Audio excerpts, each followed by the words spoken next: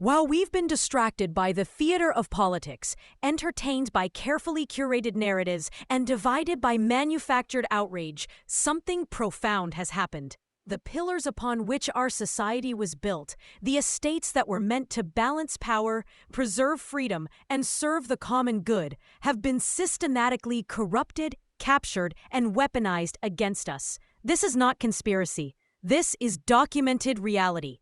And the time has come to name it, expose it, and propose something radically different. The systematic dismantling. The first estate, the clergy, once served as the moral compass of society, providing spiritual guidance, education, and community cohesion. In the UK, this institution is being systematically dissolved, not through honest debate or democratic choice, but through demographic engineering masked as humanitarian policy. The numbers tell an uncomfortable truth. The Muslim population in England and Wales has grown from 3% in 2001 to 6.5% in 2021, a staggering increase of 116% in just 2 decades. This isn't organic growth, it's the result of deliberate migration policies, with immigration accounting for virtually all Muslim population increases. Meanwhile, traditional Christian communities have seen their influence evaporate, their churches emptied, their voices marginalized in the public square. EU forced migration policies, perpetuated post-Brexit by a political class beholden to technocratic interests, have fundamentally altered the religious landscape of Britain. This isn't about individual Muslims, it's about the deliberate replacement of one cultural and spiritual framework with another, without the consent of the British people.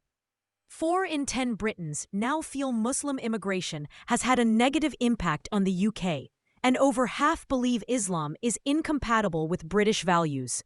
Yet these concerns are dismissed as anti-Muslim sentiment rather than legitimate democratic expression.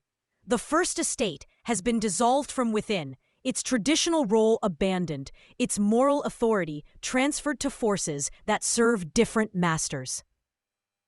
The nobility, the Second Estate, once held a covenant with the people, protection in exchange for service. That covenant is dead. Today's nobility is not defined by titles, but by wealth, corporate power, and technocratic credentials. They are the billionaire class, the Silicon Valley overlords, the pharmaceutical executives, the hedge fund managers who pull strings from Davos. They have abdicated their responsibility to protect the commoners. Instead, they extract wealth, monopolize power, and enforce compliance through surveillance capitalism and algorithmic control. These modern aristocrats don't live by the same rules as ordinary citizens. They operate in high-level orbits of the centers of power, making decisions that shape our lives while remaining insulated from the consequences. They champion open borders while living in gated communities. They promote austerity while hoarding offshore wealth. They preach sustainability while flying private jets to climate conferences. The nobility has not disappeared. It has simply shed its ceremonial robes for boardroom suits and hoodies, maintaining its dominance while pretending to be meritocratic. The Fourth Estate, the press, was designed to hold power accountable, to be the watchdog that exposes corruption and speaks truth to power. It has become the lapdog of corporate and technocratic interests. Media ownership concentration has reached catastrophic levels. In the United States, 90% of media is controlled by just 6 conglomerates. In the UK and across Europe, similar patterns have emerged, with media ownership concentrated in the hands of economic and political elites who use their platforms to advance specific agendas. This isn't journalism, it's manufactured consent. The Fourth Estate no longer investigates power, it protects it. It no longer informs the public, it manipulates perception. Editorial independence has been sacrificed on the altar of shareholder value and political patronage. When media owners interfere with journalists' independence and editorial line, when news outlets become vehicles for corporate propaganda and state narratives, when dissenting voices are systematically silenced or smeared, the Fourth Estate has not just failed, it has been actively corrupted. The technocratic takeover. Behind all of this sits a darker force. The technocratic elite who have systematically concentrated power while depoliticizing governance to shield their decisions from democratic accountability. Technocracy operates on a seductive premise that complex problems require expert solutions beyond the comprehension of ordinary citizens. But this is a con. Technocracy doesn't eliminate politics. It launders political choices through the language of technical necessity. Economic policies that benefit elites are cloaked in the language of technocratic neutrality as what simply must be done, rather than what a certain class or interest group insists on having done. Austerity becomes fiscal responsibility. Surveillance becomes security. Censorship becomes content moderation. Mass migration becomes humanitarian obligation. The technocratic model creates unjust concentrations of power and excludes citizens from policymaking while advantaging elites. It reduces democracy to theater, while real decisions are made by unelected experts in organizations like the IMF, World Bank, WHO, and EU Commission. Institutions designed to be insulated from popular sovereignty. And increasingly, this technocratic control extends into the digital realm. Silicon Valley executives wield unconditional support for free speech, but are vindictive toward those who say things that do not flatter them. They build algorithmic systems that shape what we see, what we believe, and how we behave, all while proclaiming their commitment to Enlightenment values. This is techno-authoritarianism dressed up as progress. The resistance, commoners, and the Fifth Estate. But here's what they didn't count on. The commoners, the Third Estate, are fighting back. When traditional journalism abandoned its duty, ordinary citizens stepped into the void. Armed with smartphones and social media platforms, they became the Fifth Estate, a decentralized network of truth-tellers operating outside the controlled narratives of legacy media. The Fifth Estate represents the decentralization of the media, allowing anyone to become a powerful voice in shaping policy decisions without having to depend on the mass media. From the Arab Spring to Hong Kong's pro-democracy demonstrations, from Gaza's citizen journalists documenting genocide to Baltimore residents exposing police violence, ordinary people are using technology to bridge the media gap and deliver unfiltered truths. This is not a perfect movement. Citizen journalism lacks the resources, training, and institutional support of professional newsrooms. It can be vulnerable to misinformation, manipulation, and capture. But its fundamental impulse is revolutionary: to wrest control of the narrative from those who have monopolized it and return the power of truth-telling to the people. Through every frame and every broadcast, citizen journalists revealed the unvarnished reality. They have become the unblinking lens of the people, documenting what powerful interests want hidden, speaking truths that corporate media refuses to acknowledge. The Fifth Estate is not merely an alternative media source. It is a fundamental challenge to the power structure.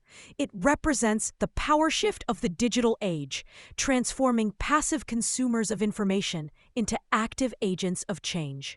A new estate structure for truth and freedom. The old estate system is dead. We cannot restore what has been corrupted beyond repair. Instead, we must build something entirely new, a governance model that places truth, freedom, and the well-being of the commons at its center. Drawing on principles of commons-based governance, decentralized autonomous organization, and renewed social contract theory, I propose a 5-pillar estate model for sovereign peoples. Replace the corrupted Fourth Estate with a distributed network of citizen journalists, independent researchers, and community-based media operating through commons-based governance structures. This estate would be funded through public commons trusts, not corporate advertising or government grants, ensuring editorial independence. All information would be transparently sourced, with conflicts of interest disclosed. And fact-checking performed through distributed consensus rather than centralized fact-checkers. Core principles: transparency, distributed verification, protection of whistleblowers, and radical commitment to free inquiry without corporate or state interference. Since the nobility has abdicated its duty to protect the commoners, communities must organize their own protection through mutual aid networks, community defense organizations, and cooperative security arrangements. This estate operates on the principle of subsidiarity, decisions made at the most local level possible, with higher-level coordination only when necessary. Core principles: local sovereignty, community-controlled security, protection of civil liberties, and zero tolerance for corporate or state overreach into community affairs. Rather than allowing demographic engineering to dissolve traditional communities without consent, this estate recognizes the right of peoples to maintain their cultural and spiritual heritage while also respecting genuine organic diversity. Communities have the right to preserve their traditions, languages, and spiritual practices without being labeled as bigots for doing so. Core principles: cultural self-determination, respect for indigenous and traditional knowledge systems, and rejection of forced demographic transformation. Drawing on Elinor Ostrom's Nobel Prize-winning research on commons governance, this estate manages shared resources, land, water, energy, data, digital infrastructure through collective stewardship rather than private extraction or state control. Commons are governed by those who use them, with clearly defined boundaries, participatory decision-making, and nested governance structures that balance local autonomy with regional coordination. Core principles: use rights over ownership rights, equitable access, long-term sustainability, and protection against corporate capture and financialization. This estate embodies true democratic governance through decentralized autonomous structures that combine elements of direct democracy, liquid democracy, and holographic consensus. Citizens participate directly in decision-making on issues that affect them, can delegate votes to trusted representatives when they lack expertise, and engage in transparent, blockchain-verified voting that eliminates fraud while maintaining privacy. Core principles: distributed decision-making, transparency without surveillance, subsidiarity, and the principle that we are obliged to obey only legitimate powers, meaning authority derives solely from the genuine consent of the governed. Implementation: from theory to practice. This new estate structure doesn't require permission from existing power structures. It can be built from the ground up through progressive decentralization. Phase 1. Parallel institution building. Communities begin creating alternative structures, local media cooperatives, mutual aid networks, community land trusts, food sovereignty projects, and decentralized digital platforms that operate alongside existing systems.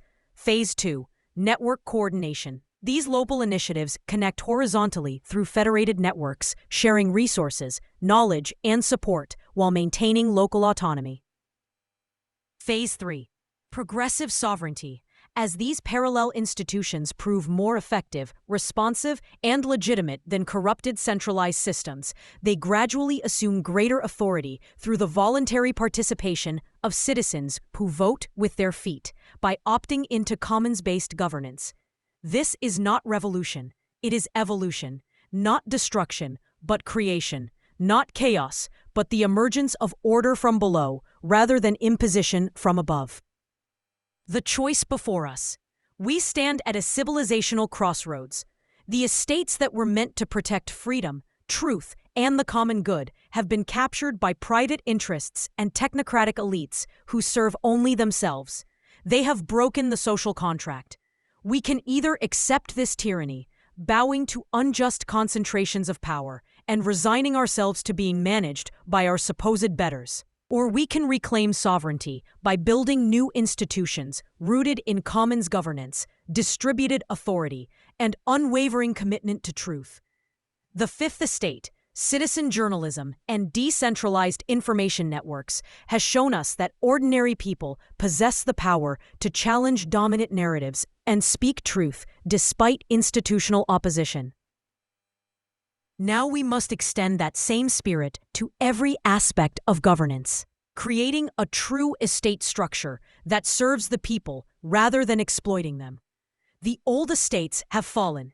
The time has come to build anew, not by asking permission, but by creating the world we know is possible. A world where truth is protected, freedom is sacred, and the commons flourish under the stewardship of free peoples governing themselves. This is not utopian fantasy. This is practical necessity. And it begins now with each community, each network, each individual who chooses sovereignty over submission. The question is not whether the current system will fall. It has already fallen, morally and functionally. The only question is what we will build in its place.